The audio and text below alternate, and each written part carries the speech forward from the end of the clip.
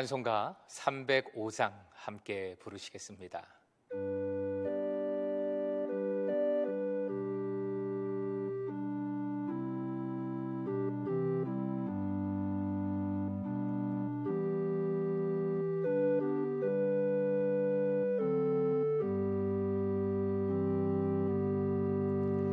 나 같은 죄인 살리신 주 은혜에 놀라워 잃었던 생명 찾아갔고 광명을 얻었네.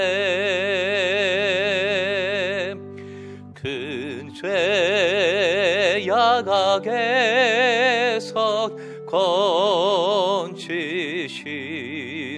주 은혜에 고마워.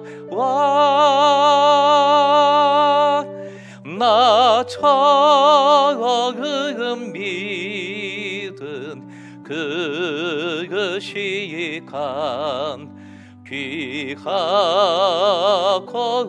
귀하다. 이제껏 내가 산 것도 주님의 은혜라. 또 나를 장차 복향에 인도해 주시리. 거기서 우리 영원히 주님의 은혜로 해처럼 밝게 살면서 주 찬양하리라.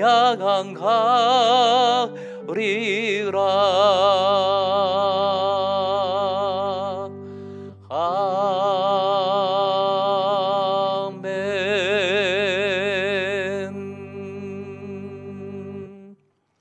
아멘. 허락하신 하나님 말씀 로마서 11장 25절부터 36절까지의 말씀입니다.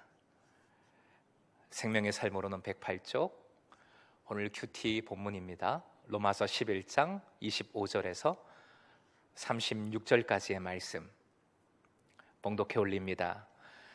형제들아, 너희가 스스로 지혜 있다 하면서 이 신비를 너희가 모르기를 내가 원하지 아니하노니 이 신비는 이방인의 충만한 수가 들어오기까지 이스라엘에 더러는 우둔하게 된 것이라. 그래야 온 이스라엘의 구원을 받으리라. 기록된 바 구원자가 시온에서 오사 야곱에게서 경건하지 않은 것을 돌이키시겠고 내가 그들의 죄를 없이 할 때에 그들에게 이루어질 내 언약이 이것이라 함과 같으니라. 복음으로 하면 그들이 너희로 말미암아 원수된 자요, 택하심으로 하면 조상들로 말미암아 사랑을 입은 자라. 하나님의 은사와 부르심에는 후회하심이 없느니라. 너희가 전에는 하나님께 순종하지 아니하더니 이스라엘이 순종하지 아니하므로 이제 긍휼을 입었는지라. 이와 같이 이 사람들이 순종하지 아니하니 이는 너희에게 베푸시는 긍휼로 이제 그들도 긍휼을 얻게 하려 하심이라. 하나님의 모든 사람을 순종하지 아니하는 가운데 가두어 두심은 모든 사람에게 긍휼을 베풀려 하심이로다. 깊도다 하나님의 지혜와 지식의 풍성함이여 그의 판단은 헤아리지 못할 것이며 그의 길은 찾지 못할 것이로다. 누가 주의 마음을 알았느냐? 누가 그의 모사가 되었느냐? 누가 주께 먼저 드려서 갚으심을 받겠느냐? 이는 만물이 주에게서 나오고 주로 말미암고 주에게로 돌아감이라. 그에게 영광이 세세에 있을지어다. 아멘. 아멘. 형제들아, 오늘 본문의 첫 구절 25절 첫 단어입니다. 형제들아. 참 좋죠? 형제들아. 공동체는 믿음의 가족입니다. 로마 교회 교인들을 이렇게 따뜻하게 부르는 것은 중요한 얘기를 하려고 하는 바울 사도의 마음이 담겨져 있습니다. 바로 이거죠. 이걸 얘기하려고 하는 겁니다. 신비를 모르기를 내가 원하지 아니하노니. 두 번 부정해서 강한 긍정을 나타내는 표현이지요. 화면 보시고 함께요. 시작. 신비를 모르기를 내가 원하지 아니하노니. 반드시 알아야 할 신비임을 강조하고 있습니다. 이 신비는 바로 구원의 신비입니다. 구원의 신비. 하나님께서 구원해 주시는 것이 얼마나 신비로운 것인지를 오늘 말씀은 강조하고 있습니다. 그 신비를 한마디로 정리를 하면 이것이지요. 이방인의 충만한 수가 채워지면 온 이스라엘이 구원을 받는다. 다시요. 이방인의 충만한 수가 채워지면 온 이스라엘이 구원을 받는 신비입니다. 그런데 이 신비의 근거가 오늘 본문의 핵심입니다. 우리가 이 근거를 알 때에 신비가 어떤 것인지, 신비를 대하는 우리의 자세도 정립하게 되고요. 무엇보다 공동체를 바라보는 우리의 마음이 달라지게 되는 것이지요. 첫째는 27절에 나오는 표현인데요. 따라해 주십시오. 하나님의 언약. 하나님의 언약입니다. 하나님의 언약은 일시적인 것일까요? 아니면 영원한 것일까요? 영원한 것이지요. 영원한 언약입니다. 그래서 이스라엘과 맺은 언약이 영원하며 지금 한국, 서울, 중구, 신당동에 사는 저에게까지 이 언약이, 영원한 언약의 효과가 미치게 된 것이지요. 이방인에게도 이스라엘인에게도 그 누구에게도 믿는 자에게 하나님의 언약은 영원한 것입니다. 영원히 이 언약을 이루시는 하나님이십니다. 두 번째 근거는 하나님의 은혜와 부르심입니다. 은사와 부르심이라고 했는데 은혜와 부르심이고요. 사실은 같은 말이라 할 수 있습니다. 은혜는 곧 택하심이고 부르심이고 구원입니다. 하나님이 주시고자 하는 구원의 은혜는 반드시 그 대상에게 주어집니다. 하나님께서 택하시고 부르시고자 하신다면 반드시 택하시는 것이고 반드시 부르십니다. 그것이 이루어지는 것입니다. 하나님은 절대 이 부르심에 후회하시지 않습니다. 절대 변경하시지 않으십니다. 세 번째 근거는 하나님의 긍휼입니다. 하나님의 긍휼. 이스라엘이 예수님을 거부한 것이 어떻게 보면 신비입니다. 그래서 이방인이 구원받은 것이 또한 신비이지요. 또 이방인이 다 구원받은 후에 이스라엘이 구원받게 될 것, 그것도 신비입니다. 그런데 이 모든 것이 하나님의 긍휼 때문입니다. 아무리 말하고 가르치고 애써도 일을 제대로 하지 못하는 사람, 여러분이 사장님이라면 어떻게 하시겠습니까? 가르치는 것도 한두 번이지요. 아무리 가르쳐도 안 된다면 자르시겠지요. 내쫓을 수밖에 없을 겁니다. 아무리 고쳐도 안 되는 기계 확 갖다 버리고 새 걸로 바꾸시겠지요. 그런데 하나님은 끝까지 품으시는 겁니다. 끝까지. 그것이 하나님의 긍휼입니다. 심지어 예수님을 거부하고 못 박아 죽인 자들을 통해 인류에게 구원을 베푸셨고 그 자들까지도 끝까지 쓸어버리지 않으시고 기다리시고 품으시고 구원하시고자 하시는 것입니다. 바로 이런 하나님의 긍휼입니다.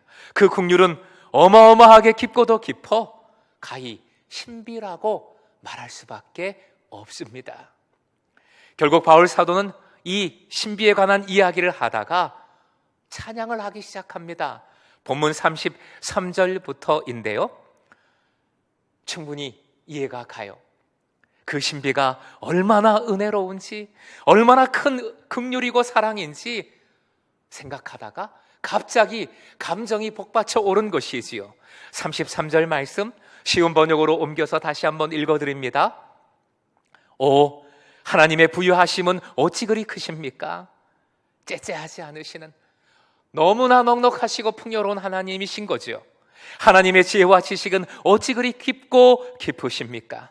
도저히 가늠할 수 없는 하나님의 지혜, 하나님의 구원의 신비입니다. 그 어느 누가 하나님의 판단을 헤아려 알 수 있으며 그 어느 누가 하나님의 길을 더듬어 찾아낼 수 있겠습니까? 있다는 겁니까? 없다는 겁니까? 아무도, 절대로 없다는 것이지요. 결국 하나님을 경외하며 겸손히 주님을 인정하며 하나님께 영광 돌리는 것만이 그리스도인의 몫인 것입니다. 마지막 구절 36절도 쉬운 번역으로 함께 읽겠습니다. 시작. 모든 것은 주님에게서 나오고 주님으로 말미암고 주님을 위하여 있습니다. 영원토록 영광을 주님께 드립니다. 아멘. 아멘. 바울 사도는 복받쳐 오르는 감정을 가지고 이렇게 고백하며 찬양하며 주님 앞에 무릎을 꿇고 있습니다. 이스라엘이 예수님을 거부했습니다. 로마의 권력을 힘입어서 십자가로 죽였습니다.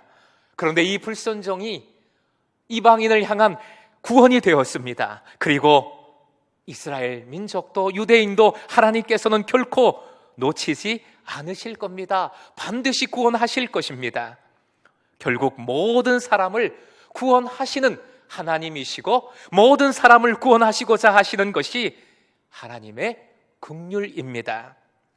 당시에 오늘 본문 이 초대교회 당시의 교회 내에 유대인과 이방인 사이에 대립이 있었다, 갈등이 있었다 말씀드렸습니다. 내가 다 알지, 내가 지혜롭지 하는 교만도 있었습니다. 이제 이 구원의 신비에 대하여 바울은 다 말씀을 전했습니다. 그 이면에 바울 사도는 이렇게 외치고 있는 것이지요. 화면 보시고 세 가지인데요. 함께 읽겠습니다. 시작. 알 수 없는 은혜로 구원받았음에 겸손하자. 다른 이와 이를 함부로 판단하지 말고 사랑하자. 구원에 감격하고 주님께 감사하자. 무엇보다 바울 사도의 감격이, 찬양이, 무릎꿇음이 큰 도전이 됩니다. 구원의 복음에 과연 나는 이렇게 큰 감격과 감동을 가지고 있는가? 감격을 가지고 감동으로 감사함으로 살아가고 있는가? 복음은 내 마음 저 멀리 던져놓고 마치 창고에 쌓아놓은 것처럼 창고에 집어넣어 놓고 더 센 감격과 더 새로운 감동을 찾아 헤매고 있지는 않은가? 더 센 감동을 찾아 엉뚱한 것을 취하고 있지는 않은가? 그런 가나안 교인은 아닌가? 사랑하는 금성의 제자 여러분, 이 어려운 시기를 극복할 수 있는 힘은 은혜밖에 없습니다. 이 신비, 주님의 구원의 역사, 베풀어 주신 은혜, 긍휼밖에 없는 것입니다. 구원에 대한 감격과 긍휼로 신실하신 하나님께 대한 감사함으로 살아갈 때 우리는 이 어려움 반드시 이기게 되는 줄로 믿습니다.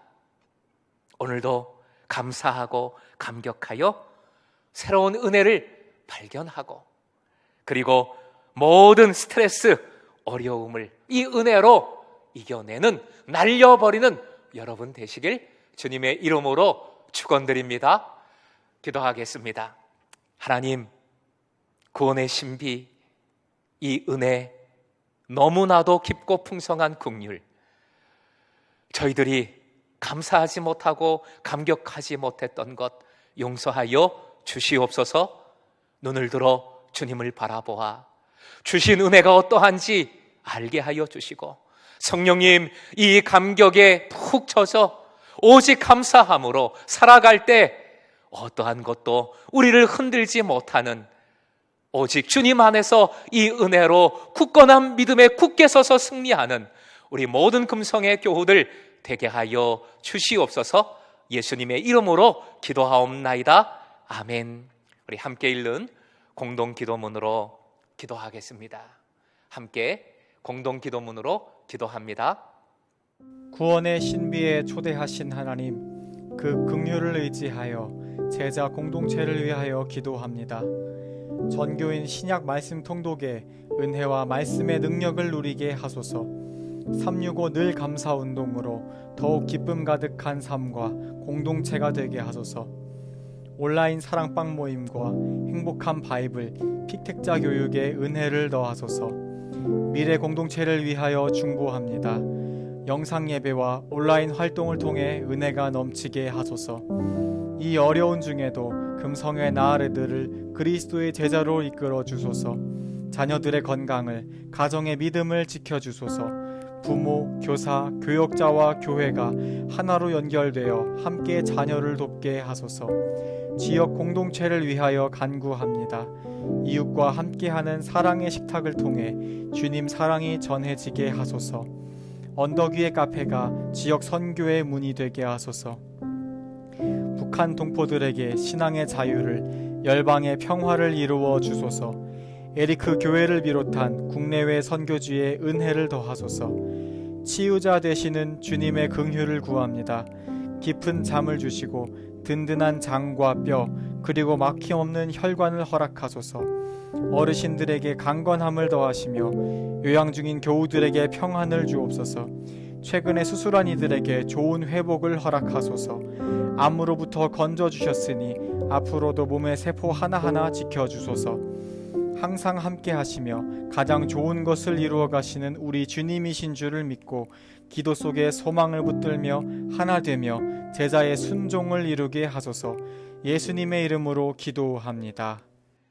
이제는 우리 주 예수 그리스도의 크신 은혜와 하나님의 극진한 사랑하심과 성령님의 교세교통 함께하여 주시고 새롭게 하여 주심이 오직 구원의 신비 그 은혜를 겸손히 꼭 붙들고 감사하며 감격하여 살아갈 때에 더욱 새로운 은혜를 누리리라 결단하고 소망하는 우리 모든 예배자들 머리 위에, 우리 공동체와 지역과 민족과 열방 위에, 이 고통 중에 어려워하는 모든 사랑하는 지체들과 그리고 이 땅 이 민족 열방 위에 지금부터 영원까지 함께 하기를 축원하옵나이다.